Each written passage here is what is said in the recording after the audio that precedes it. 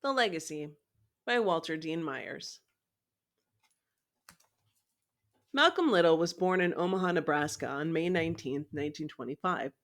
A series of tragedies split his family apart, and as a teenager, Malcolm gradually drifted into a life on the street. But while serving time in prison for robbery, Malcolm became a convert of the Nation of Islam, a religious organization for African Americans that is based on the beliefs of Islam. Malcolm left behind his old way of life, and, following a Nation of Islam tradition, he took the last name X as a symbol of his last African name. Malcolm X quickly rose to a position of national leadership within the Nation of Islam, but political differences eventually led him to break away from the organization. On February 21st, 1965, Malcolm X was assassinated while delivering a speech at the Audubon Ballroom in Harlem. Who was Malcolm X, and what is his legacy? Malcolm's life seemed so varied. He did so many things over the far too short 39 years of his life that it almost appears that there was not one Malcolm at all, but four distinct people. But in looking at Malcolm's life and examining the expectations against what he actually did, we see a blending of the four Malcolms into one dynamic personality that is distinctively American in its character. For only a black man living in America could have gone through what Malcolm went through. The first Malcolm was Malcolm the Child, who lived in Nebraska and Michigan. He lived much like a million other black boys born in the United States. He was loved by two parents, Earl and Louise Little. From them, he learned about morality and decency and the need to do well in school. His parents gave him a legacy of love, also a legacy of pride. Malcolm saw his father, a Baptist minister, at the meetings of the Universal Negro Improvement Association, saw him speaking about the black race and about the possibility of justice. From what the young Malcolm saw, from what he experienced as a young child, one might have expected him, upon reaching maturity, to become a religious man and an activist for justice, as was his father. Even when Earl Little was killed, Louise Little tried to hold the family together. Malcolm started school and did well. His mother saw to it that he did his assignments, and there was no doubt that Malcolm was bright. Bright children often understand their gifts, and it is possible that Malcolm understood his early on. He said in his autobiography that he had not given a lot of thought to what he wanted to do with those gifts when he was asked by a teacher in the eighth grade. A lawyer, he ventured. Malcolm had not known exactly what he had wanted to do with his talents, but he understood that the talents he possessed were valued in his schoolmates. The teacher said to him that it was not practical for him to be a lawyer because he was black. The teacher probably thought of himself as being a realist, but there is no use misleading Malcolm. He probably thought, where does a black teenage boy go? To what does he turn if he is not allowed the same avenues of value as his white friends? Second, Malcolm answers that question. The black teenager goes among his own people and searches among the values of his peers for those he can use. So Malcolm bought the zoot suit with the gold chain dangling against his pant leg. He bought the wide rimmed hat and learned the hip jargon of the streets, the same way teenagers today buy the gold chains and sneakers that cost enough to feed a family for a week. Malcolm was a human being, and human beings need to be able to look into the mirror and see something that pleases them. What had value in the American society that Malcolm knew? The conch had value. Burning your hair until it was tortured enough to approximate the appearance of a white man's hair. Malcolm said he wanted to be a lawyer, to use his mind. He was told that no, he couldn't do that because he was black. Perhaps it wouldn't have made any difference what the teacher had said, as was the case with so many black teenagers. Malcolm's family now with only the mother to support it, could not have been able to afford college for him. Malcolm toughened himself. Malcolm used his mind. If he couldn't use it to study law, he would use it in the street hustles. He used it in making money the way people in the inner cities who don't have downtown jobs make money. Eventually, he used it to commit burglaries. Some societies never learn that to make a person socially responsible, you must first include him or her in your society. Malcolm's career as a petty criminal, much sensationalized in the autobiography he never got to read, ended quickly when he was caught, tried, and sentenced to 8 to 10 years in prison. The second Malcolm, the one using his wits to survive on the streets, skirting both sides of the law, might have continued after he was released if it were not for the Nation of Islam. Elijah Muhammad claimed that he lifted Malcolm up and saved him from a life of degradation. Nothing was more truthful. The Nation of Islam, with its strict moral codes, its religion, its understanding, forgiveness, and even celebration of black men who had fallen by the wayside, was the garden from which the third Malcolm emerged. Here now was Malcolm the religious man, the activist, the thinker, the man who stood up for his people, who confronted the forces of injustice in America at the time when black people were being beaten in the streets, were being publicly humiliated and even killed.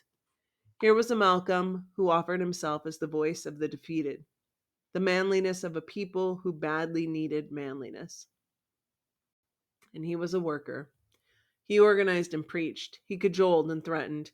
He attacked racism with the biting tone of the absolute cynic, vowing to attain freedom by any means necessary and with any sacrifice.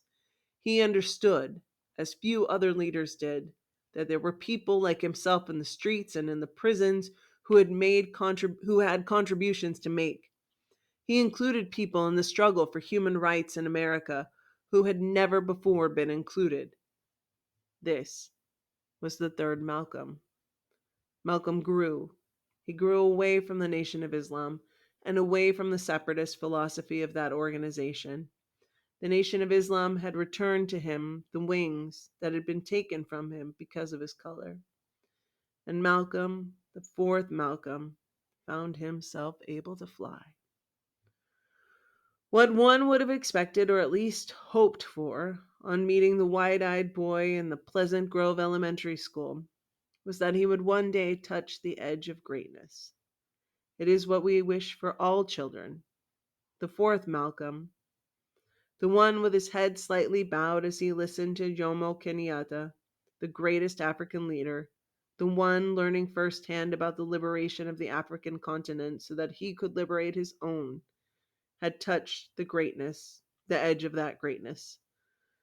Malcolm's life was about growth, about the intensely changing man that had moved from thievery to honesty, from being a racial separatist to searching for true brotherhood, and from atheism to Islam. But his life was also about the return to idealism of his childhood, the world of the child, before he or she is exposed to racism, before he or she is conditioned to react to the hurts inflicted on him or her, is one of acceptance and love. Malcolm had grown, and in that growing had learned to accept those people, regardless of race or nationality, who accepted and loved him. Malcolm spoke for the voiceless, for the people from whom not even some black leaders wanted to hear. He spoke for the jobless and for the homeless. He spoke for the young men whose hard bodies that could perform miracles on inner city basketball courts, were not wanted in America's offices. He spoke for the millions of black Americans who saw themselves as a minority in a world in which most of the inhabitants were people of color like themselves. He spoke for the men and women who had to turn too many cheeks, to fight off too many insults with nothing but smiles. Malcolm had walked in their shoes, and they knew it when they heard him speak. Thurgood Marshall, civil rights lawyer and later Supreme Court justice, understood the court system and the importance of having a legal basis for protest. He understood that for years, racists and their supporters could simply hide behind the issues of legality, claiming that the only reason schools were segregated, the only reason housing was denied blacks, and the only reason it was difficult to vote in certain places was because of certain laws that had been on the books for years, and then work to prevent changes in the law. Dr. Martin Luther King Jr. knew the power of public persuasion. Racists and bigots wanted to look as if they were in the right. They wanted their families and friends to think that they were protecting Southern women or law and order or even something as vague as a way of life.